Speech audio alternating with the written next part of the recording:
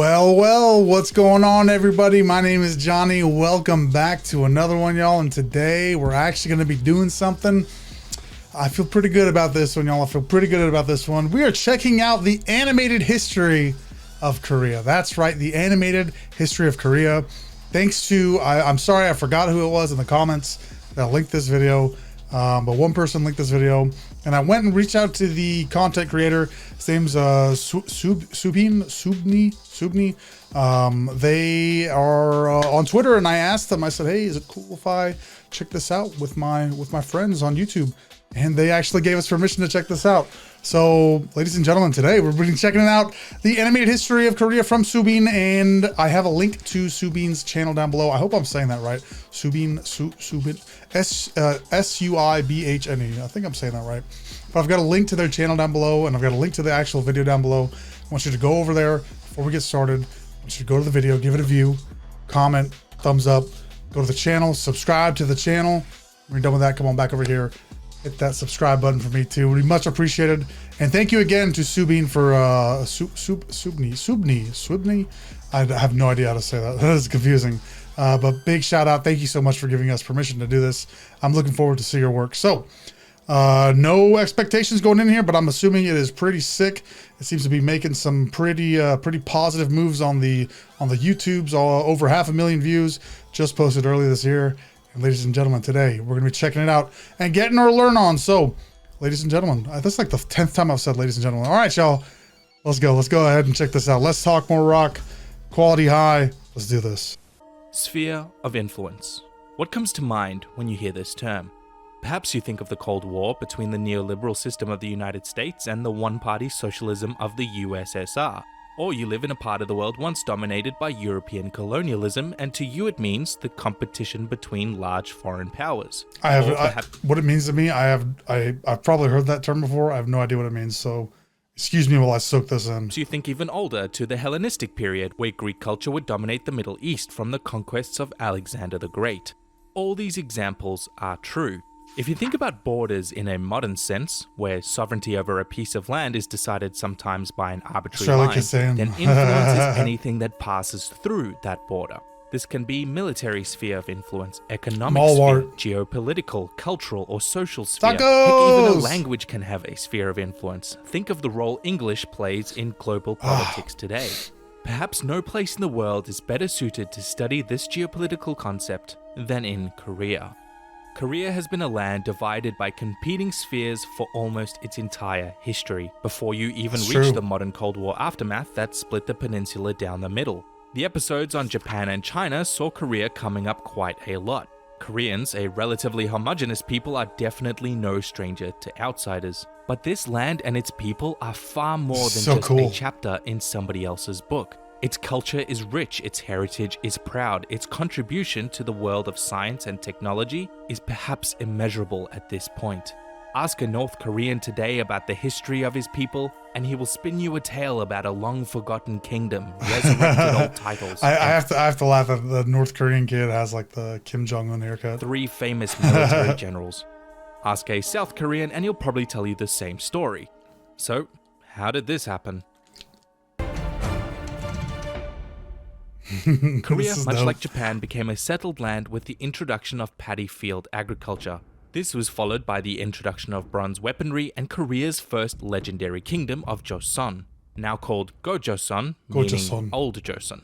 There's a few competing myths about its origin, the most famous of which is a fun story involving heavenly princes, wise Chinese sages, tigers, bears, and garlic, which you should totally look up sometime, dating the kingdom back to 233 BC, which is highly unlikely. But we do know that the state existed in the north as early as the 7th century BC because that's when the Chinese wrote about them.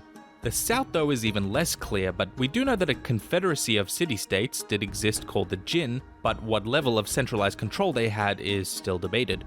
The first foundations of a state called Buyo in modern-day Manchuria also existed before the turn of the millennium, but again, we aren't sure exactly when it began. And already we can see the beginning of early Chinese influence in the region, with the famous land-hungry Emperor Wu invading and destroying Go-Joseon in 108 BC, fracturing Korea into many tiny states. The Chinese troops were eventually expelled from the north by the newly formed kingdom of Goguryeo, while in the south a distinct identity was forming in the way of the Han. Interesting. Han is one of the earliest The Han attested Dynasty, names right? the Koreans had for themselves, Well, and that's at China- least that's somewhat China. of a kinship is recognized Can't in the remember. three confederacies of the Mahan, the Jinhan, and the Byeonhan.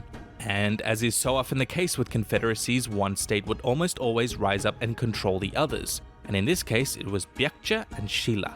Together with Goguryeo, they formed Korea's It's got good enormously pronunciation. famous Three Kingdoms period. Sorry Gaia, you're not included, I guess, because you didn't have a king. Goguryeo was by far the most powerful of these three kingdoms, if you couldn't tell by its size. A multi-ethnic, Yeah. highly militarized, and mountainous kingdom that became very powerful with some good old warfare with both the Chinese and the nomads of the steppe. Some of its most famous kings include Sosorim, who helped the north abandon its traditional tribalism in favor of centralized control, as well What as they call feudalism? Gwanpago the Great, who expanded Goguryeu's territory and influence so much that he is widely revered all over Korea today.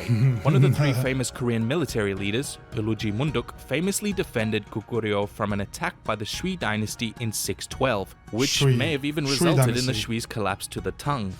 Baekje, the most fertile and populous of the three, took over most of the west coast and became a massive naval power, both in a military sense but also in a commercial one, linking all of Korea to China and even Japan, helping facilitate the spread of Buddhism throughout the peninsula. So famous, in fact, was its naval trade prowess that it is sometimes called the Phoenicia of the East. If you don't know what Phoenicia is, then I guess Venetian? you'll just have to wait on an episode on Lebanon. Then Oh, we have nope, Shilla, never mind. the easternmost kingdom, the relatively weaker of the three, which grew primarily by diplomacy and kind of just positioning itself as an alternative to the expansion of the other two kingdoms. Dude, this Now, animation much is of so Goguryeu's detailed. power in the north came from conquering of the old Chinese outposts set up by Emperor Wu centuries earlier. And while China was off busy fighting the nomads, it had quietly tiptoed north, taking more land and plunder while nobody was looking. But China had never really forgotten those outposts, nor their influence in Korea, and once they had mopped up the last of the Gok Turks, they tried invading again, famously failing against the dictator general Yonge Sumun. So it became clear that This is China would need an 645 ally AD. in Korea if it were to succeed, preferably one with the most to gain. How about Shilla? The Shilla Tang. This is so much information. This is crazy. This is an actual, like, straight factual. I mean, I don't know if it's factual, but it's a straight, I guess, historical retelling. I'm assuming it's factual. I would also assume that it probably wouldn't like be so popular if it wasn't. Anyway, like this is sticking to the facts. This is tight. This is tight.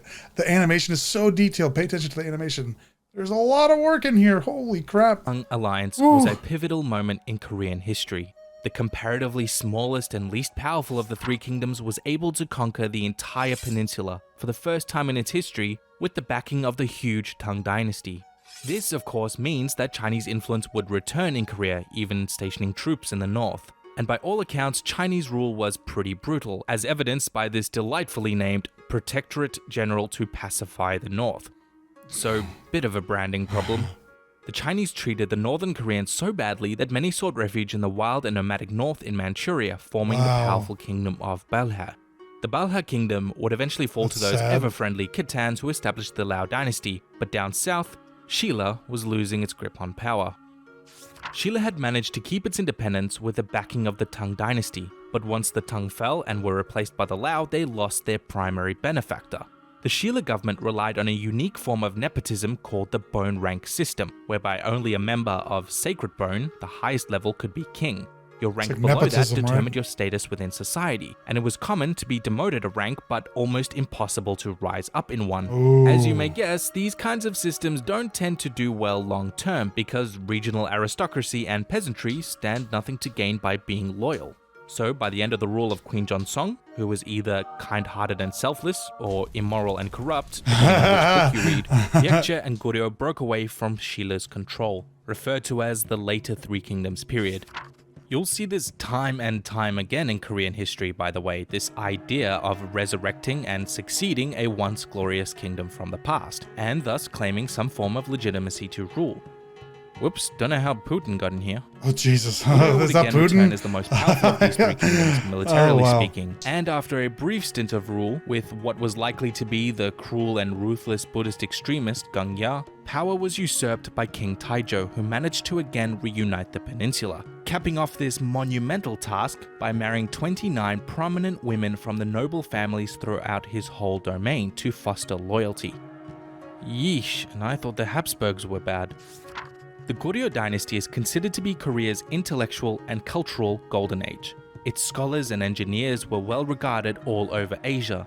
Its military prowess was famous, as was one of its generals, Gangam Chun, who defended the nation from the Chun. Lao dynasty by flooding their army in a river. And for this, he is remembered as the second great general of Korean history. So prosperous, in fact, was the Goryeo dynasty that it kind of painted a target on its back with the arrival of the Mongols. Awesome. In the previous episode, I mean, we the talked about animation, how not pretty much that. every nation in Asia has some pivotal changing point in its history caused by the Mongol invasions.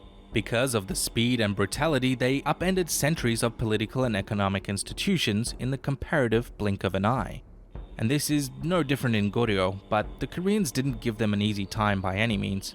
Much of the civilian peasantry took an active role in hostility to the invading hordes, forming bands of militias called righteous armies. These righteous armies had been used on a smaller scale even before the Mongols and would play a key role in resistance to every outside invasion for centuries to come. Guerrilla warfare and rebellions were widespread, even after the nation's scholars usurped power from the Choi military clan and signed Korea over as a vassal to the Yuan dynasty. In hindsight though, this was probably to their benefit since they managed to quietly slip away without too much trouble during the Red Turban rebellions.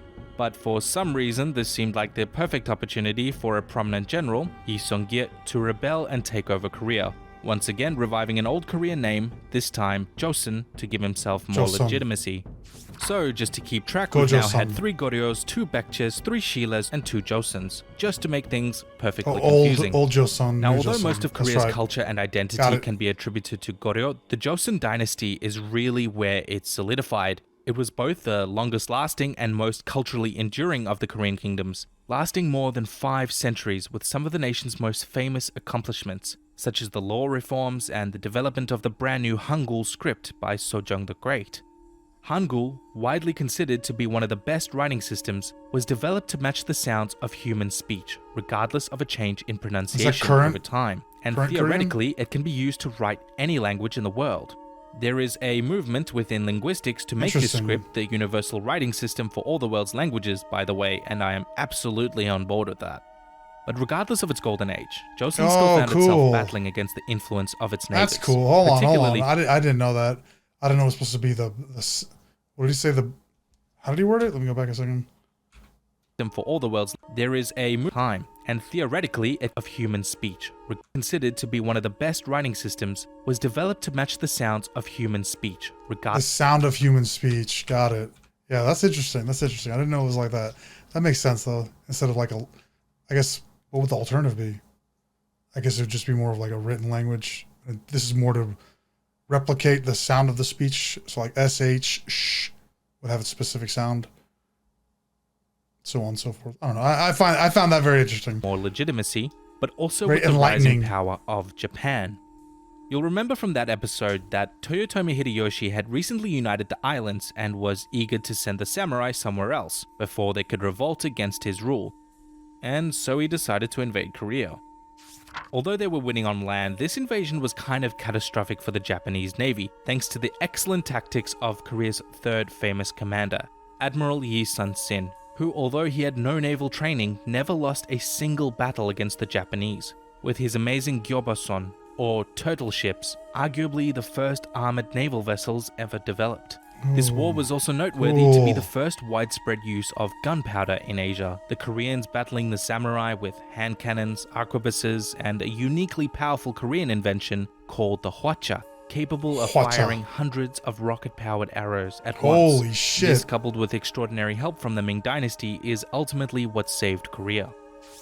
Oh, would you look at the clock, it's Manchu time.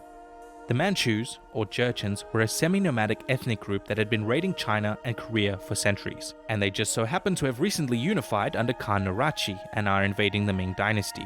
This put Korea in a bit of an awkward position, choosing to side with the Ming, whom they owed for their help against the Japanese, resulting in the Manchu invasions of themselves. Much like the Chinese, the Koreans viewed the Manchus of the Qing dynasty with indignation, thinking of them nothing more than outsiders and barbarians. Joseon society is also famous for its state ideology, Neo-Confucianism, and much like Japan, which had its underground enlightenment during this period, the Joseon would see a rise in a social reform movement built on criticism of those principles, in response to an increasingly modern and changing world, called Silhak, as well as a more Korean-centric re-evaluation of its own history. Politically, the Joseon became divided in the 19th... Re-evaluation of its own history, isn't that just rewriting history, though? Right? Isn't there only one way? I guess how you interpret things is... I guess facts can be different depending on what side you're on, I suppose. It's one way of looking at it. I find that, I don't know, odd way of looking at it. But then again, we're not even done with the video, so let's see. ...century by different interpretations of Silhak ideas.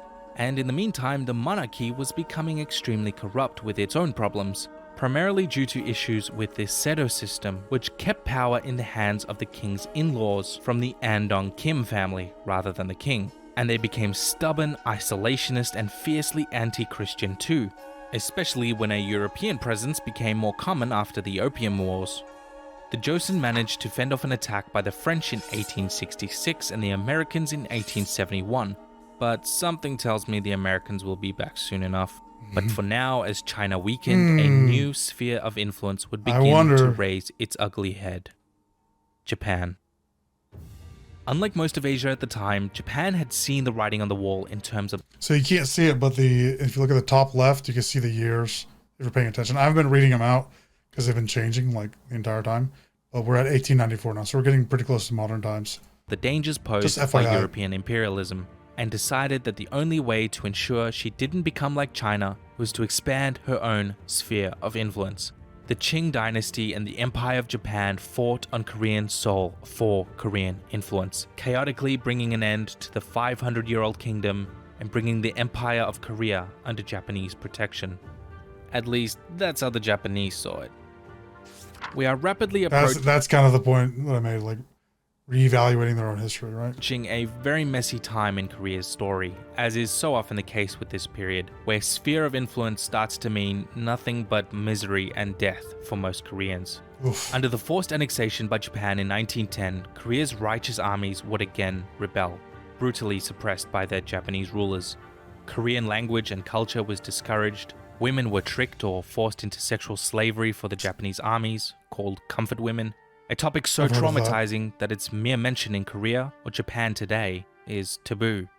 Thousands of Koreans were conscripted into the losing war with the Allies in 1944, and millions were forcibly moved to Japan to work in horrendous conditions to support the war effort, and up to 500,000 Koreans are estimated to have died in the conflict. Wow. As horrific and devastating as the Second World War was, it was the expanding spheres of influence of the USA and the USSR that would result in most of the death on this peninsula. Similar to the occupation zone set up in Germany, the Soviets and the Americans divided the Korean peninsula along the 38th parallel in 1945. There it is. The UN had planned for the entire peninsula to have a free and fair election, but the Soviets and the Americans, each extremely paranoid about the influence of the other, would install two of Korea's most brutal dictators in two separate regimes, each loyal to the other side. Kim Il-sung, a radical communist who had lived most of his life in China and the Soviet Union, consolidated and swept elections in the north. And in the south, things weren't much better. The Americans favored the first president of the Provisional Korean Government, Syngman Rhee, an extreme authoritarian who was deeply corrupt and fiercely anti-communist. Shit. Corrupt and anti-communist, just like America. Both claimed the right to rule the whole of Korea, and both were backed by competing world powers and fundamentally different ideologies. It's not hard to see what would come next. The North set up a military dictatorship regime far from anything either Karl Marx or even arguably Lenin would have recognized as socialist, and in 1950 it invaded the South. The Korean War had begun. This war was a first in a series of a brand new kind of conflict, a proxy war between the two dominant world superpowers and their allies on the soil of a foreign nation. And it would not be the last. A UN coalition led by the US joined the South, nearly defeating Kim's army, before more than 1 million Chinese troops crossed the border to aid the North, eventually resulting in a stalemate. This is what proxy conflict means. The spheres of influence these nations were fighting for result in a very strange fact where the overwhelming majority of troops who fought in the Korean War for the North Koreans in North Korea were Chinese. The North and the South committed numerous atrocities during this war. 700,000 Korean soldiers lost their lives, 200,000 Chinese, 36,000 Americans, 3 million civilians due to starvation and crimes against humanity, dude. All in the relentless pursuit of geopolitical games and ideological dominance. Both sides to this day continue to hold up these brutal atrocities as justification for continued hostilities. South Korea over time has managed to reform itself and has broken down and rebuilt itself and its institutions several times to reach the modern, prosperous and democratic state we see today. But the situation in North Korea couldn't be any more different. The nominally socialist but de facto totalitarian dictatorship eventually went somewhat rogue along the way, establishing a cult of personality around the Kim family that even a tyrant like Stalin could have only dreamed about, mandating extreme isolationism, deification of its rulers, state-sanctioned media producing propaganda the likes of which we'll probably never know the full extent of. The nation has lagged decades behind its southern counterpart, all the while committing itself to its destruction, and in particular too of American imperialism. North Korea is often the butt of some jokes. Its media and army are lampooned all over the internet, but we should remember that the North Korean people are living in a special kind of hell, and nobody in the world will lift a finger to aid them because they don't stand anything to gain. Except for maybe China, but they probably wouldn't be motivated by the kindness of their hearts. This is what sphere of influence means to Korea. It is the interference by outsiders. Korea has arguably been in one nation's zone of influence or another's for almost its entire recorded history, and the story has been the same, whether it be the Chinese, the Mongols, the Manchurians, the Japanese, the Soviets, the Americans, the neoliberals, or the communists. We still see those marks today. This land is not united, and possibly may never be again. I don't know. I can only hope I'm wrong. If you'd like to learn more about spheres of influence and the Cold War's proxy conflicts, then I highly recommend checking out this excellent episode, ladies and gentlemen, of The Butterfly Effect on Curiosity. There it is. Which takes a look at... Holy crap. What a freaking video. What an amazing video. Yo, that was so good. That was so good. What an excellent storyteller. Granted, it's history. It's not really a story, but a story of the past, a fiction, or a true story. What a, yo, for real, go over here. Sweebney. Shit, I really should learn how to say his name. Go down to the link below. Got a, I'm sorry, go to the description. I've got a link to their channel. Give them some love. That shit was really good. That was really good. Maybe we can check out some more of their stuff. That was so good. What a great way of telling the facts and keep telling it in a interesting and captivating way. That was so good. I learned so much from that. Make sure you go give them some love, please. That was a treat. That was a real delight. I'm really glad we got to do that. Let me know what you think. Put your comments down below. Make sure you thumbs up the video too. I appreciate you so much. Thank you for watching. And don't forget to subscribe if you want to see some more. We do videos of all sorts of types, so I'd love to see you here on the next one.